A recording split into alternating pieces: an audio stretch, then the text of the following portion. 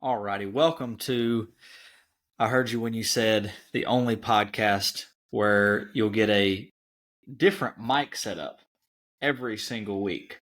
And so we come to you this week with me, not exactly delivering on the promise that I made last week. I do remember that I said that we would have our chairs by the next podcast. Actually, I said next week. So am I technically wrong? Probably still. That's okay. I've been wrong before. But we don't have the chairs yet. We have found the chairs. They have not been picked up and brought to here yet.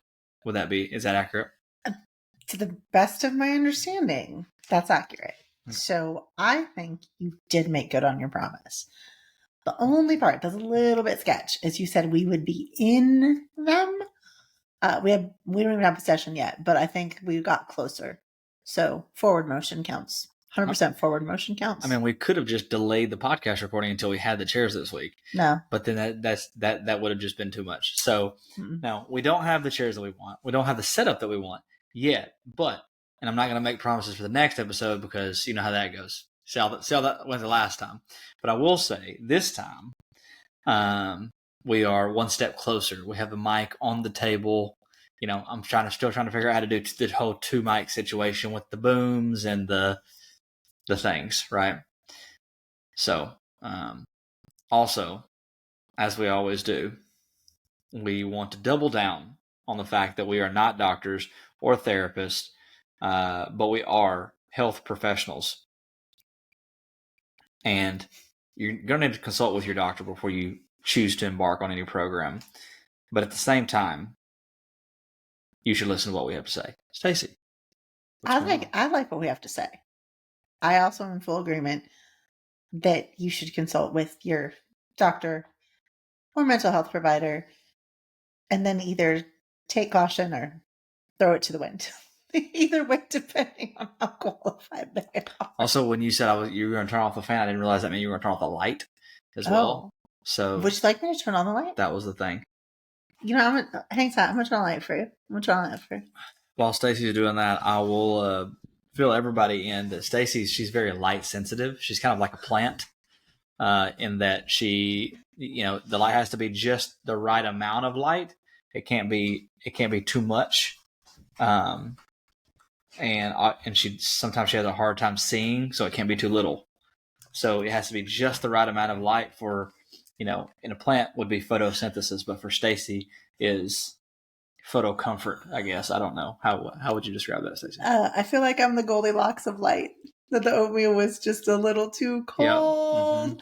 It was a little too hot.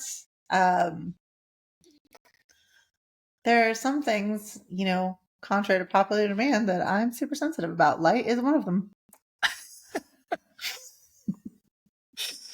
But we're working on that combination every single day because like sometimes does the ring light have to be on?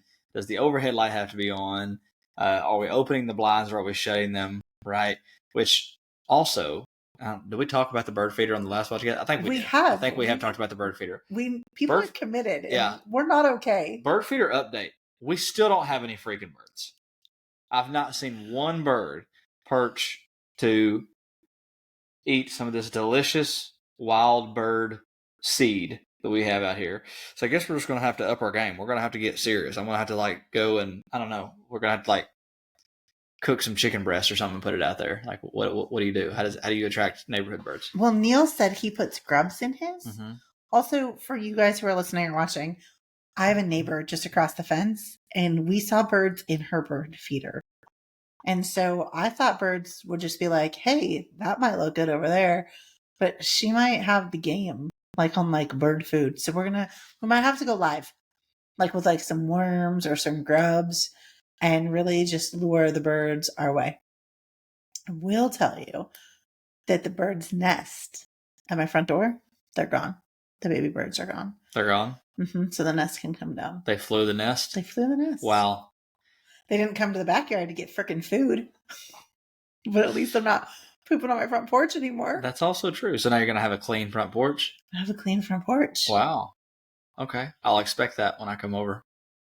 Okay. From now on. From now till forever. Okay. But anyway, that's in other news this week. In other news, we still don't have birds. But we are, in this episode, going to return to our Rules of Engagement series that we've had 2 episodes on before. And today we're coming back with the third one. And today's rule of engagement, or what we deem our client expectations. So this is, again, to remind you, this is a list on a document that we hand to our clients that when you start working with us, like, hey, these are the ways that we challenge you to see the world. These are some things we want you to think about, principles, if you will, is you only fail if you quit. Now, if you've been with us from the beginning, we do have a podcast titled Taking Quit Off the Table. Very similar subject. Today, we're likely going to talk about it in a little bit of a different way, and that was several months ago. So returning to, this topic is timeless, so you could return to it 10 times in a year and, nobody would care otherwise. But the you only fail if you quit concept, we believe is pertinent to what we do in health coaching, because it is a long process. It can be a very long process. And so we basically boil it down to, you're going to mess up, so you might as well get used to that. But you only actually fail what your intention was if you quit doing it altogether, because you're going to have to make adjustments anyway. So now that you're talking about it, and I think about it more clearly, taking quit off the table, I think, had to do with things more than just fitness and nutrition. Okay. It had to do with relationally, and we were talking about how it even pertained to us in business and in our friendship and the things that we did differently. So this is more intentional on a more broad sweeping stroke of what our expectations are when people do want to work with us. But even if you're not that person right now, that there is something I'm willing to bet for everyone. Like, I kind of want to quit that thing. Right. Do you have something right now that you're like, I don't really want to know if I want to do this anymore? The flesh. Absolutely. Every single day that I wake up, I'm like, am I continuing to do this? Yes, I am. Okay. And just because we do contribute to each other's delinquency a little bit, but I know if you came to me and you're like, are we done? I'd be like, we're done. No. I can't do that. I can't allow myself to do that because you're my client. I'm not going to allow my client to be done. Okay. So don't worry about that. You don't have to worry about that one. You could come to me and I'd be like, no, we're not. More tea. More tea. Also, I have this delusion that every time I do the flush, that after it's over with, I'm going to continue drinking tea. Even if I pick back up drinking coffee, I'm going to continue drinking tea as its herbal usefulness, and that never sticks around. We could make it this time. We could double down on that. We have new routines, so we have new routines. Now, I think we could. I do think if there's something that I'm thinking about quitting, and we've talked about this before, it's only been a week, and I haven't had my shaken espresso. But what I think that I need to quit is not coffee altogether, but I might need to quit some ice shaken espressos for the time being. Really? Mm-hmm. Okay. Because this week was a super emotionally charged week. And you have no idea how many times I was like, damn, I want an ice shaken espresso. I've never felt like such an addict and a fiend as this week. And I'm like, it'll make me feel better. I know it'll make me feel better. And I didn't go to Starbucks, but then the point, and I could have gone to Summer Moon. It wasn't the coffee. It was the experience. I'm like, and you know that I don't love that anything has that much control over me. And so, I'm surely bringing back coffee because that's going to happen. But I'm like, if I go, it can't be through the drive-thru. I'm going to make it harder for me to get that, especially when Benjamin was like, so you guys we took a trip to Fort Worth the other day, and Benjamin, straight called us out. Me out. He did have a lot to say to Justin. Not on this particular subject. Not on this subject of Mom, it really is unnecessary that you go to Starbucks every time we go somewhere. And I was like, Because when I go to Target, do you know what I need? An iced shaken espresso. If I go to Prosper, do you know what I need? And if I pass it, I need it. And I'm like, if it's there, I can't say no. So, thinking of quitting. For the time being. For the frequency that it has. Like, it became a vice that is just not conducive to where we're going. But it really does kind of remind you of alcohol in that way, right? Yes. Like the way that people feel. And that, don't get me wrong, I understand there's like physical, like people have like physical dependencies on alcohol as a substance. Like you go far enough down that line. So I'm not comparing it to like literal alcohol dependency.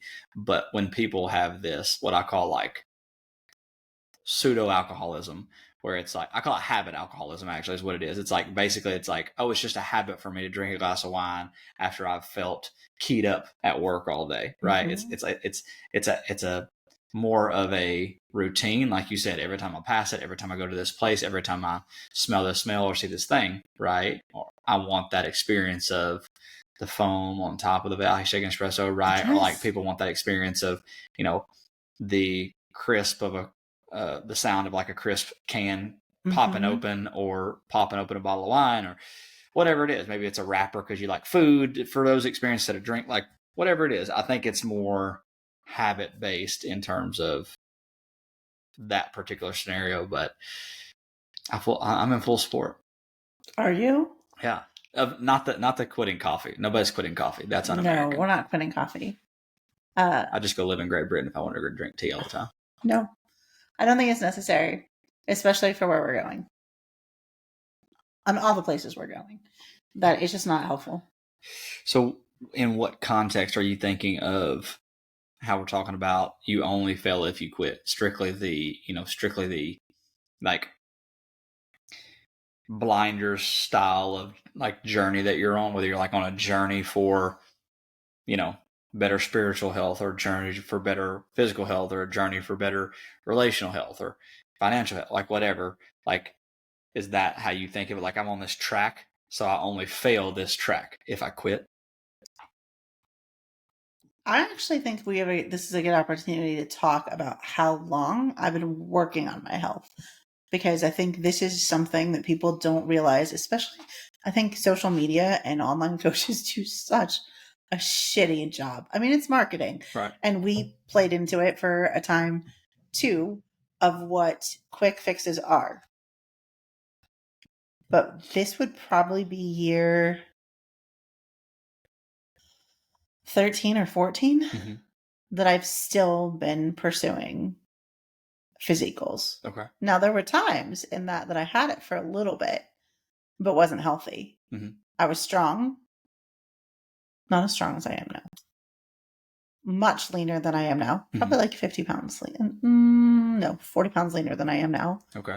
But not healthy. Like, so if we're talking about health and vitality and the things that are longevity that we do, it obviously was not sustainable. And so in doing that, like if we go back 13, 14 years, that I got results really quickly. Like within a matter of 8-9 months, was able to drop like 50 pounds. That's pretty quick. You know, when I get my mind set on something and I have different metabolism, then I didn't mess everything up then. It's like when you get that new client and they come in and they haven't done anything for a really long time. Yeah. And they see the significant weight loss and you're just like, oh, thank God. And then you have to tell them it's not going to be like this forever. Yeah. And they're like, but why not? Why can't it be like this forever? Well, I'm so sorry. So if you're that person, it's not going to be like that forever. I'm so sorry. Okay. It's not. If nobody told you that, not true. Not true. But I probably sustained it for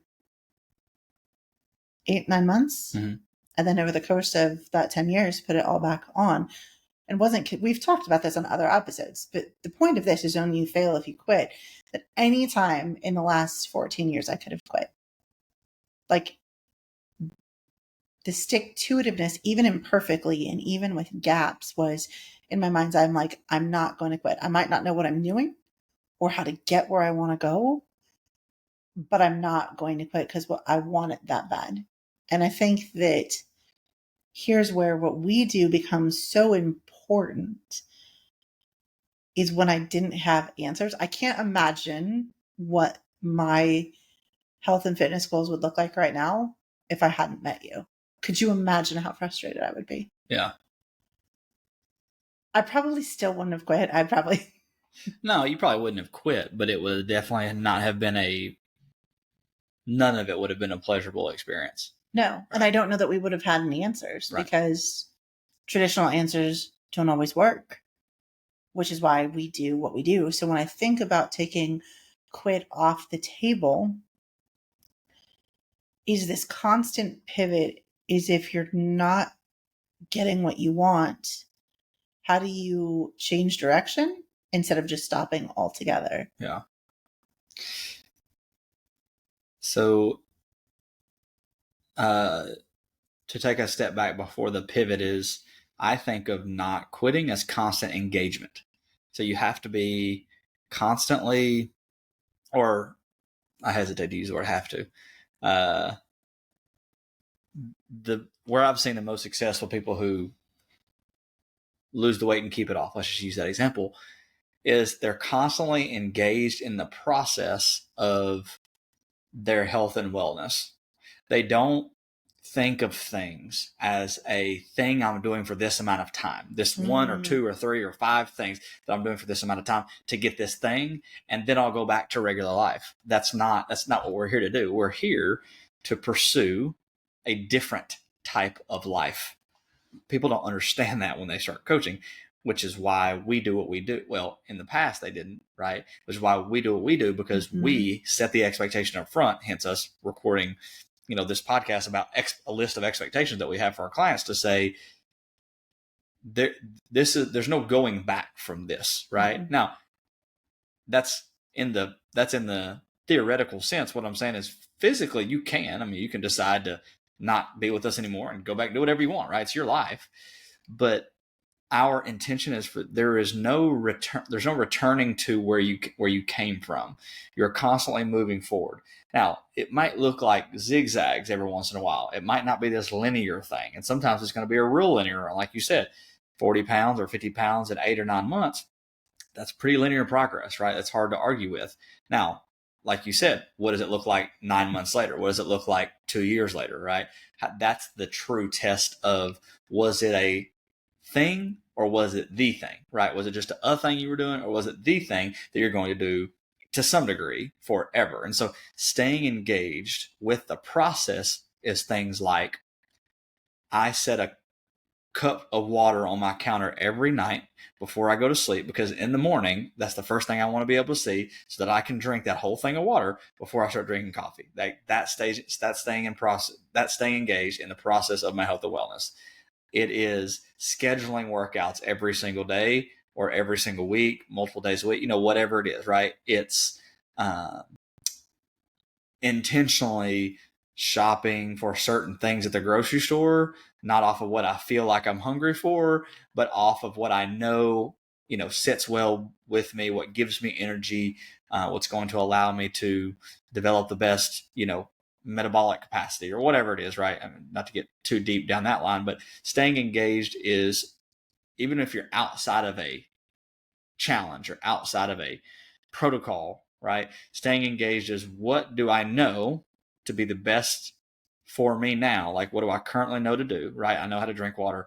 I know how to go for a walk or go to the workout or whatever it is. I know how to go to bed at a consistent time and get up at a consistent time. I know the routines that help me get into that. And so staying engaged with the process, that's how I think of not quitting, because it's going to look, that process, when I'm 30 now, when I was 25, that process looked, I had a completely different thought about it. I was a lot more on pushing the intensity button, because I knew that I could. I was like, okay, well, let's just go and experiment with things, because I know that the more that I play around with, I'll be able to bounce back from stuff, because I understand that I have the I have the bandwidth to do that, right? I don't have I didn't have kids, didn't have a job, that whatever, right? Or I don't know what I was doing at 25. I never forgot. I probably did have a job. I'm not a bum. Okay, I swear. Whatever it was, I didn't have the same life scenario. But now I don't have the bandwidth to experiment that much. I pretty much need to do, or pretty much find myself doing, more consistent activities to maintain where I'm at. And then there's little tweaks on there's little skews on the main road, little twigs off the main branch, if you will. I don't want people to miss that the intentionality of engagement becomes really, really important. And as you were saying that we do schedule, they're literally on our calendar. Train.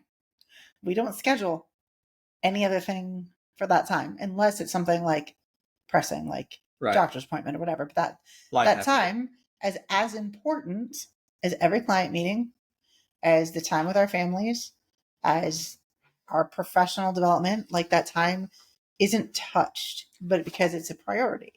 I also think about, if we're taking you only fail if you quit, it's somewhat easier for you and I to be we're going to be super intentional and we're going to engage in this because we really focus on being present. So when you're talking about engagement, you only fail if you quit, and the key to not getting there is engagement, is that we try to be really present in every moment in what we do so we can engage. So if we're going to step this one step prior to engagement, it would be presence. Mm-hmm. Being awareness. Oh, absolutely. Yep. 100%. Absolutely. I agree. No, that's where I was getting, is kind of to the awareness, intention, action mm-hmm. framework that we use with all of our clients. So just to bring everybody if you haven't listened to this before or not aware of this or haven't been a client of ours, but we use a very simple 3-step framework for our clients, where it's awareness, intention, action, meaning anything that we expose you to, you now have awareness of, right? That sounded something. Anything we expose you to. Yeah. Meaning concepts, radiation, principles. Yeah. Cold plunge. I was going to say respiratory viruses, whatever we expose you to. So now that you're aware, or the first step is awareness, and that's where a lot of people usually get stuck because they don't have they don't know what to do next. They're like, okay, well, I know that, it's good for me to save part of my monthly income, right? But how do I do it, right? So then the next step is setting an intention around that awareness, right? Because of that awareness, okay, my intention is to save $20 this month, whatever it is. And then the action part is actually saving the money, right? Setting up a system that either does it for you, or you have this check-in that you do at the end of every month to look at, income and expenses and all that kind of stuff. That's just a simple example of the awareness, intention, and action. Sometimes we use the word execution, same thing, as a general framework for you to start to move forward with in the pursuit of not quitting, right? Because you said it the other day, and it was part of a conversation I was having with a client earlier today, was a lot of people say, I'm going to go try this. And when they say try, they've already lost. They've already quit before they even started. And you're like, well, how does that even happen? How do you quit before you even start? Because you've already got it in your mind that you are not going to be successful at this. You've already given yourself an out. Right. I think about, for us right now, how hard we are working at getting to jiu-jitsu. Every week, something comes up. And so, can I tell the story? Last week? Yeah. Yeah. So Justin comes to me and says, hey, we need to redo our life. We're not making it to jiu-jitsu. We have this much time to work. This is the only time we have to get done. And you were right, because we have priorities for Tuesdays and Thursdays that circumvent that. Monday, Wednesdays, and Fridays are our heavy work days.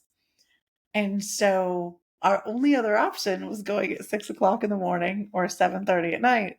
And I'm like, I'm not down for this. I am so not down for this. So I go into straight solution mode going, how do I lighten our load completely? We are going on Wednesdays and Fridays. We are going to make this happen.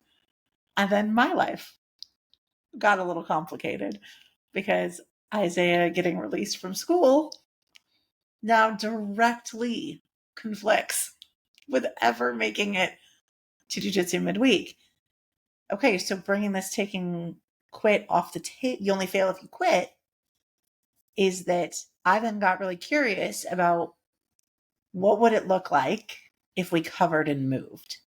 And so we'll get to play this out, but if we're really talking about you only fail if you quit, we are working intentionally at trying to, and not trying like, oh, I'm going to try. We are legitimately putting effort forth to make this happen. That this week we get to test it out and see. So we've made, for those of you who are watching, we're going to cover and move.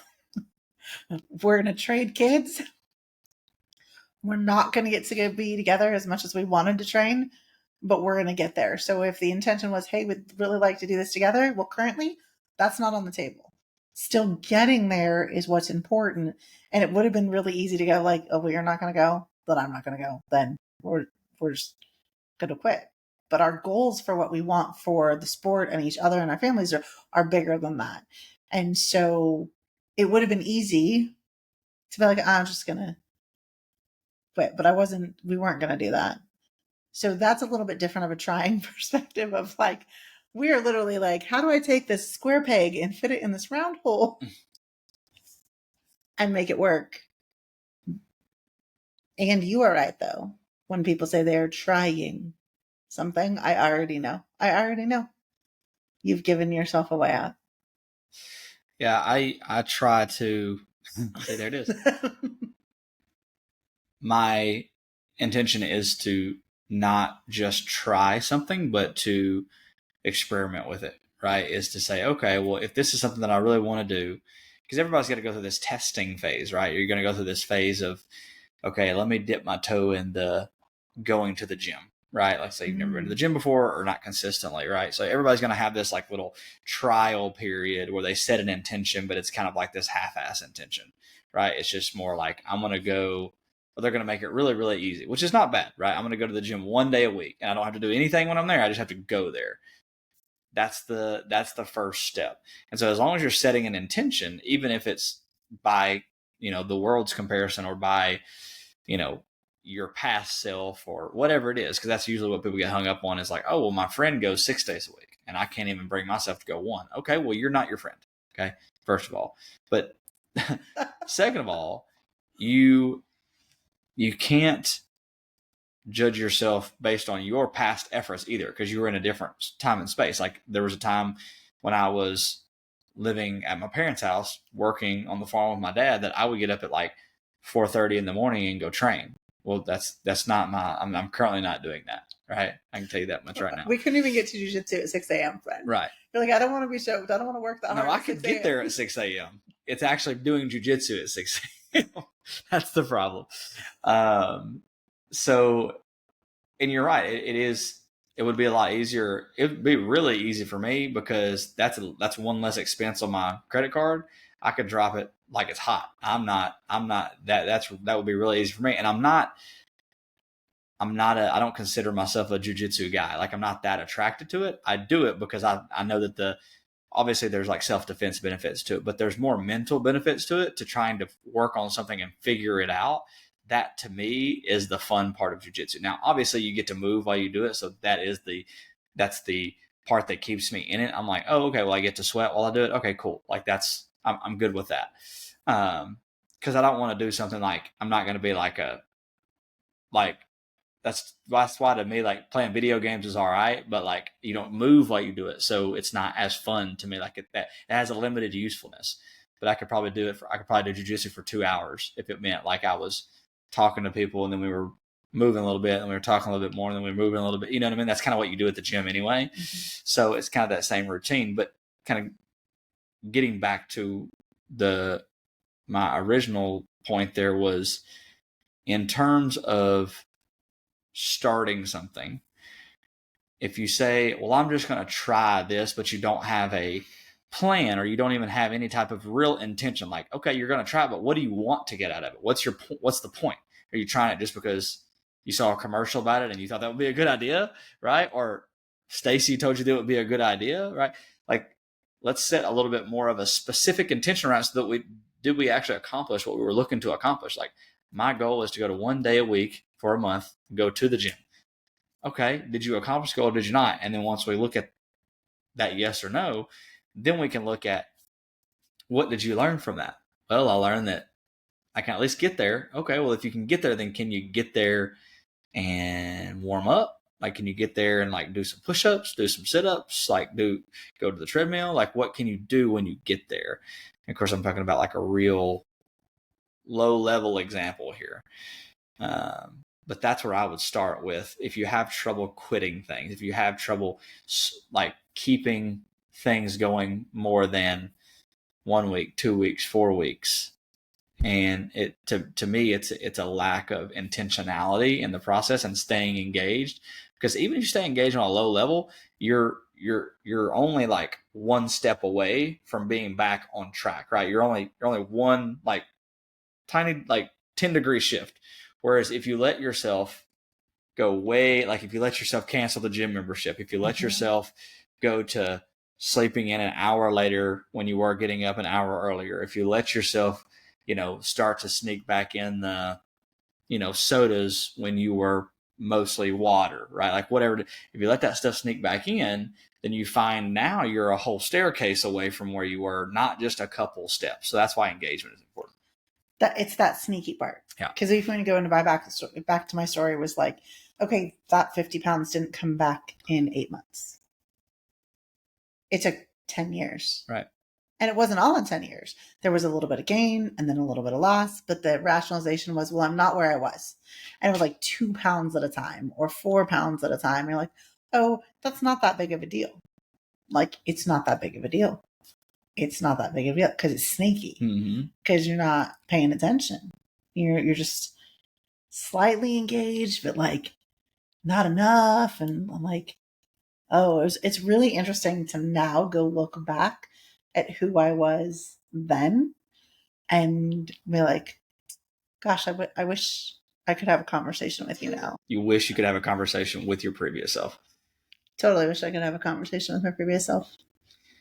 The thing that I think about in terms of the small things that start to slip is we're comfort creatures. We love to conserve calories, like on a base level. We don't like to have to do the things that we don't feel are necessary. And that's real easy now because we have most things at the click of a button. We don't have to travel far everything's just convenient.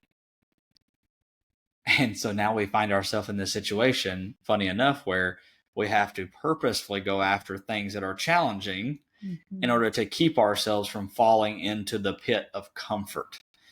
And what's funny is, and I find this like with your case, for example, and I do it in my own way in other areas, is you call yourself working hard on something because you are working hard on the thing that you are good at.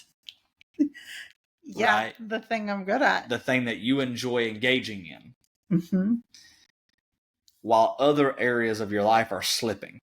Yeah. Right? And so you find yourself, like you said, 1 year, 5 years, 10 years, 15 years later going, how did I let it slip this far? Oh, it's because my eyes were on this other part of my life and I'm really good at engaging in that part of my life, right?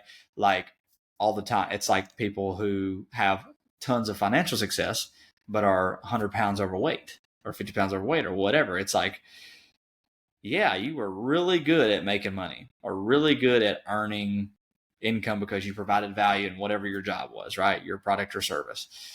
But you suck at keeping your eyes on what is going into your body on a consistent basis, right?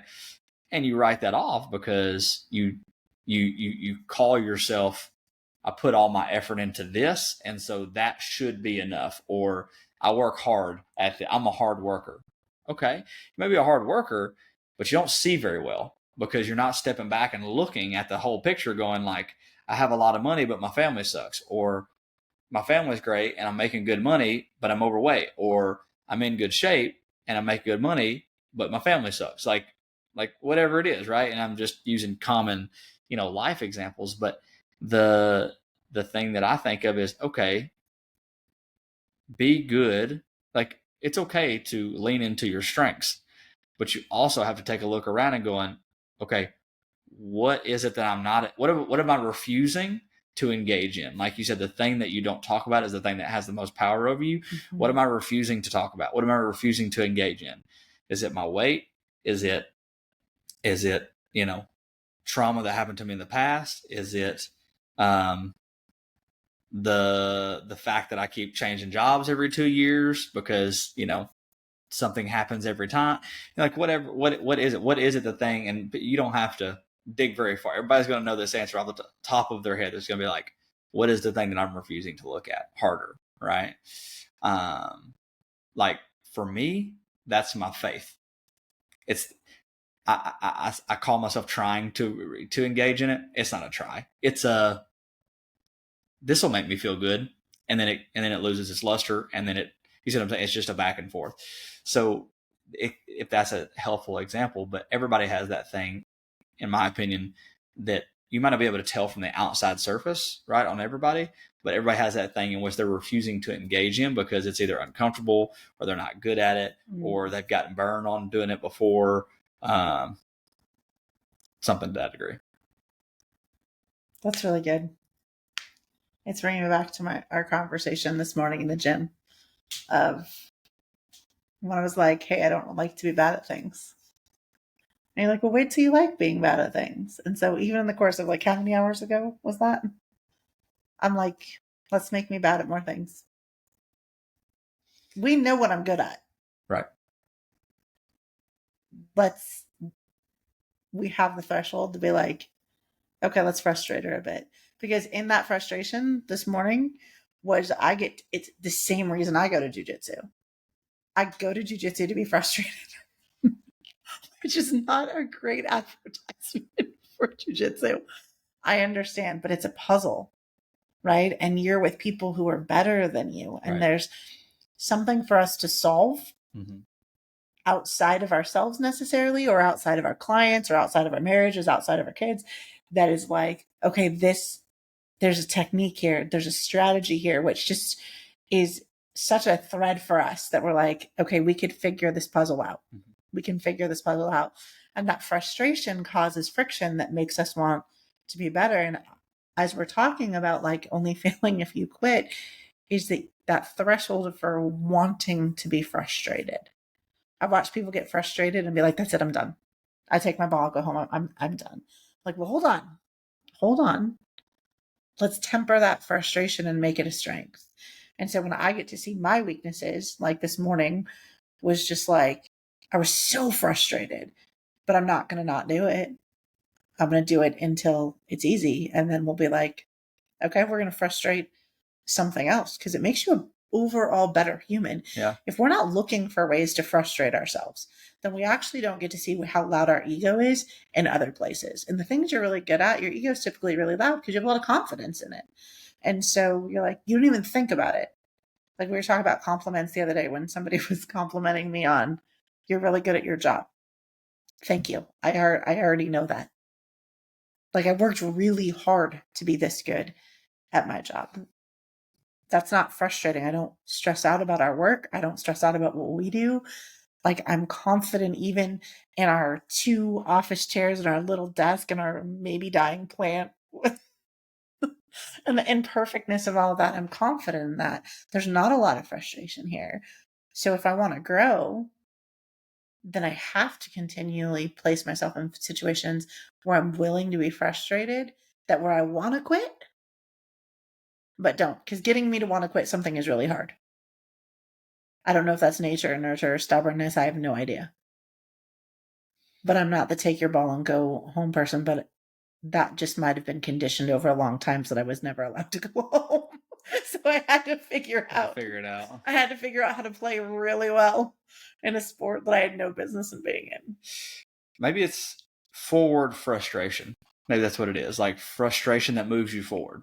Right. Yeah. And it's a controlled frustration too. It's not and like you said, yes, I said that this morning in terms of, well, the beauty of finding things that you suck at is that you get to practice and have the joy of becoming better. Like if you're not getting better at things, then why are you pursuing anything at all? Because to stay where you're at in every part of your life is just, well, first of all, you never stay where you're at because everything's always moving forward. So you're falling behind usually. Right.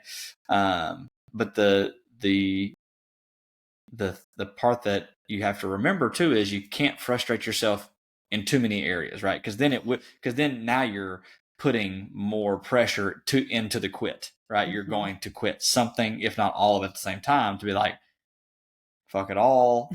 I am not doing anything. Yeah, I am out. I'm going to bed. Don't talk to me for 3 days. I tap. Yeah, I tap, right? I'm not working out. I'm not eating, what I know to be the right thing or whatever. And I don't want anybody to come try to save me like I'm out. Right. But thank you for adding, I don't want anybody to come save me. Totally personal there. No. Anyway. Don't come save me. That we have to be very particular about the things that we choose to engage in that we know we're knowingly going to frustrate ourselves, right? Like, you go into jiu-jitsu and rolling with people that are better than us. That's a purposeful frustration, right? That's a intentional challenge. And that's where we get to, not to get into levels of mindset. We've talked about that on a podcast before too, but that's where the competitor attitude is the strongest. Is I'm going to intentionally challenge myself in an area that I know I have some interest or competency in, but I don't have a whole lot of skill yet, right? Like I'm not high level in that to the degree, to whatever degree I want to be, but I'm choosing to frustrate myself in the pursuit of that because I know that without problems, you can't have solutions, and without solutions, you can't get better. And so that's where I find myself coming back to, things like, well, the type of coaching that we do now, right? I felt like I was pretty good at the coaching that I was doing before. Like, I don't want to say basic, but like fundamental nutrition coaching, right? And habit-based coaching, which is still at the base level is still what we do. We just have a different approach to it, right? And we add things that are more long-term focus. Like, hey, we're trying to set you up so that if you stay with us, if you go, you're still going to be set up to where when you left better than you came to us.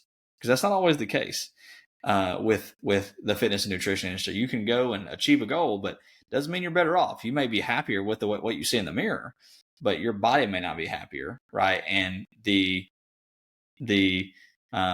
behavior reactions that happen after that can be even worse, right? You restrict yourself of, insert food or insert nutrient here for long enough, it's going to come back, and it's going to come back aggressively.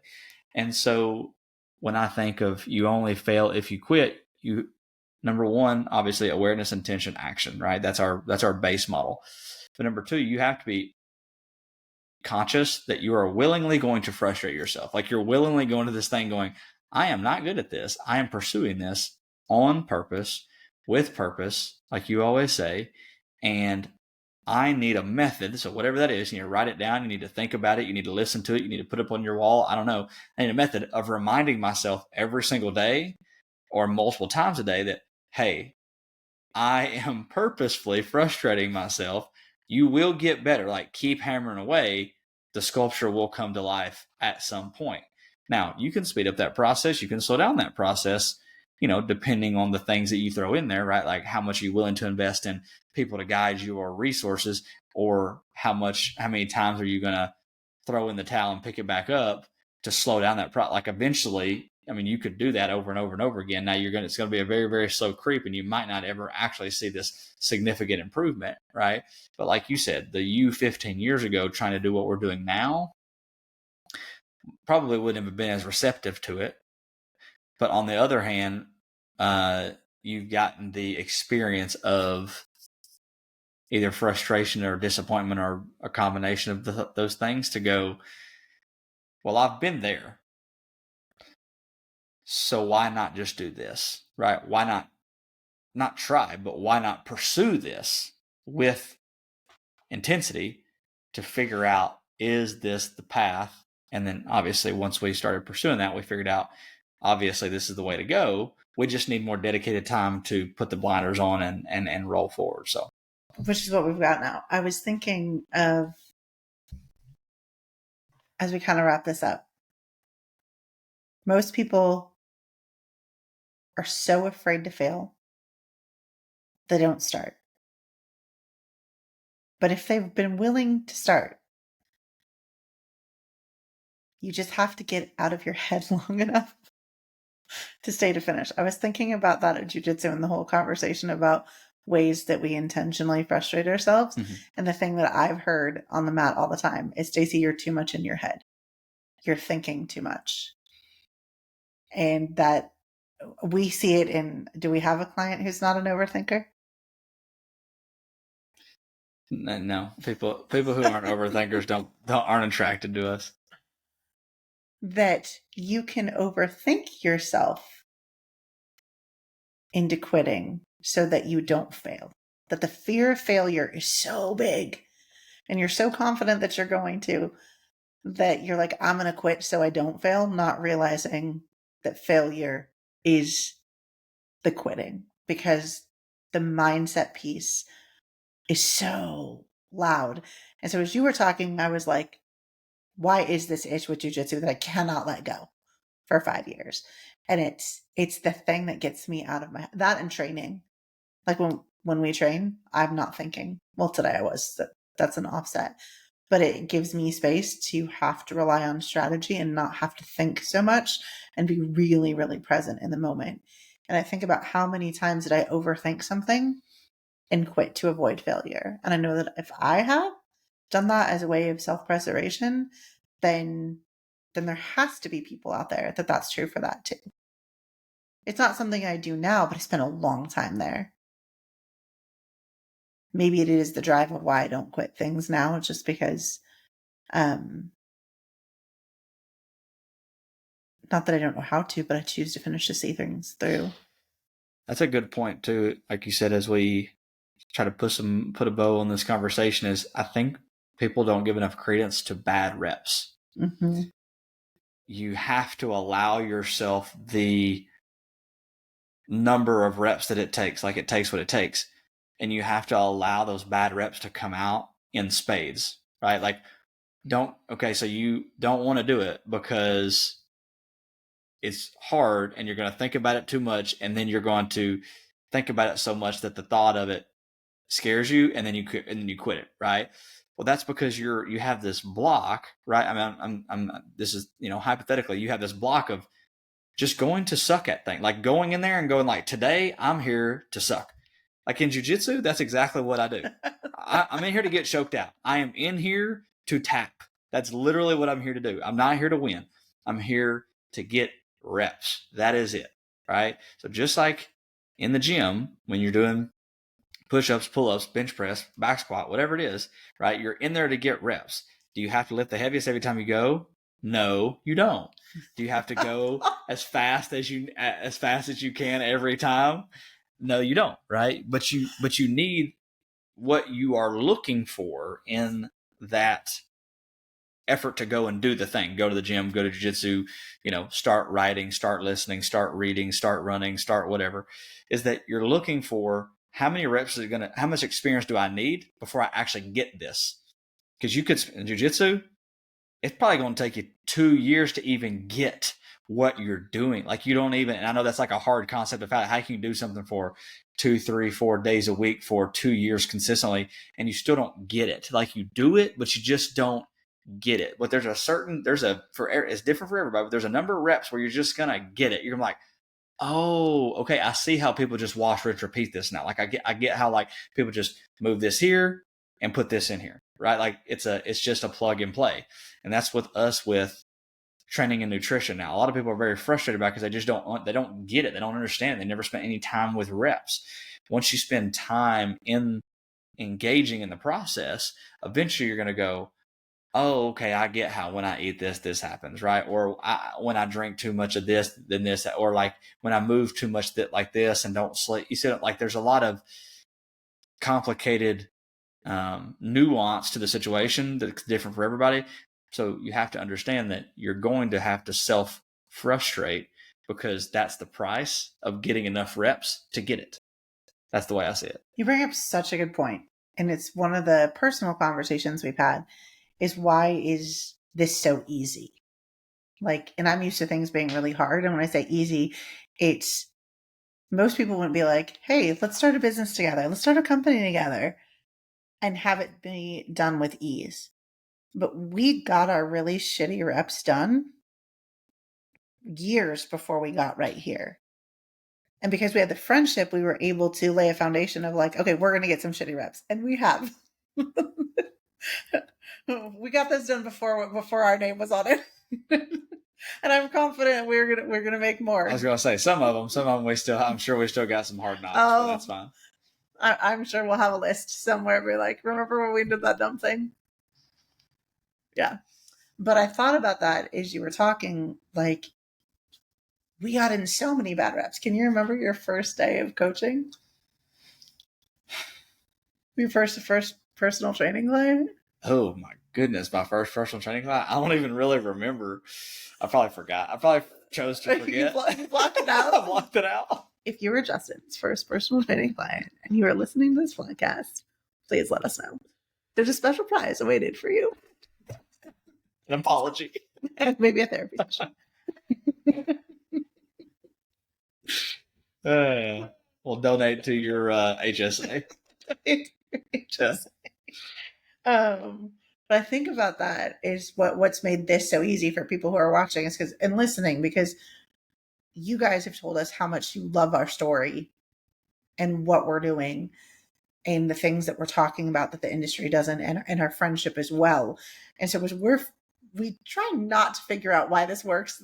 We try not to think about it. But as we grow and have these conversations, we got in not all. I'm reserving some shitty reps for the future. Before we said yes to this, so it is so much with ease. So yeah, I think that it's about as good as we can do on You Only Fail If You Quit. And if you've listened in the past episode where we talked about the flush, we are still running a flush group. It's called the Fall Flush Reboot, and that's going to kick off on September the 23rd. Is that right? Yeah. September the 23rd. You can find that link in the description of the show notes, or if you follow us on Instagram, the link in our bio, you'll find, Fall Flush Reboot. You can put in your information, get on that email list, and we'll send you more information about that. Like I said, not a commitment. You're just telling us, hey, I'm interested in this. And then when the time comes, you can choose to invest if that's what you want to do. But that's what we got going on right now. As always, if you have questions, comments, things you want to hear us do a podcast about, please message us on Instagram. That's our main mode of communication. And until then, we will see y'all next time.